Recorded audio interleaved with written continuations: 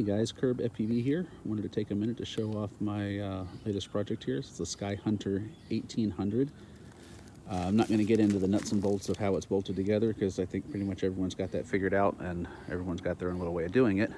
But what I did want to show off is how I answered some of the questions that I had in making this build.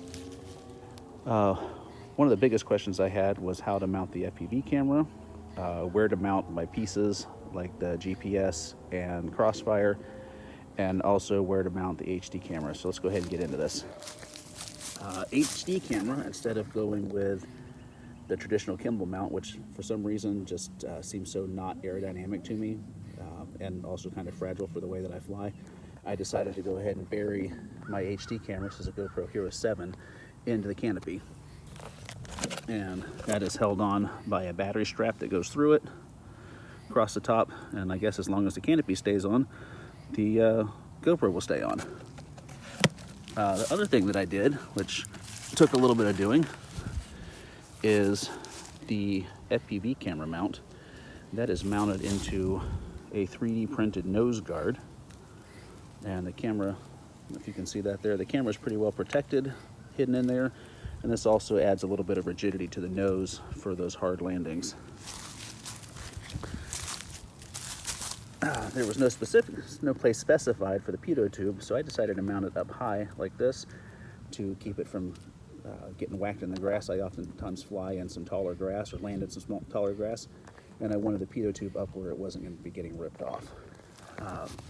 Up here there was a recess in the foam that seemed like it was a pretty good place to put a large 1.3 gig VTX, so I 3D printed a cover for that, and that is a ready-made RC 800 milliwatt 1.3 gig VTX, a little heatsink on top, and I believe that is a VAS 1.3 gigahertz antenna.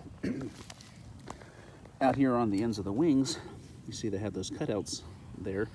Unlike the Skyhunter Mini V2, there are no equipment bays in the full-size Skyhunter, so what I did was I took these 3D printed equipment bays, this one specifically for the crossfire diversity, and I cut that shape all the way through the wing, then sliced the plug that came out in half, glued that back in, glued this in, and now we have a crossfire bay. And I have done the exact same thing down here for the GPS. So we've got GPS out on the end of one wing, we have crossfire on the end of the other wing, and then we have VTX right in the middle. And I kind of felt like that was the best way to give them all the separation that they could have. We're running a Sunny Sky 2820-7 800 kV motor, and that is a 12x6 prop. Out here on the, set it down, out here on the tail, I'm running some 3D printed stiffeners to kind of get some rigidity. And this may be a little controversial. I keep hearing and seeing other people talking about their builds and how flexible the elevator is. And then they talk about how they had this extra piece of carbon fiber and they use it for stiffening up the, not rudders, but vertical stabilizers. That piece of carbon fiber is made to go on the trailing edge of your elevator, and that stiffens things up significantly. On top of that, here on the tail, I have a RunCam Mini, so that gets that that from the back view, which I think is pretty nice. So there it is. Take this video now and show it off because it probably won't look like this after the maiden.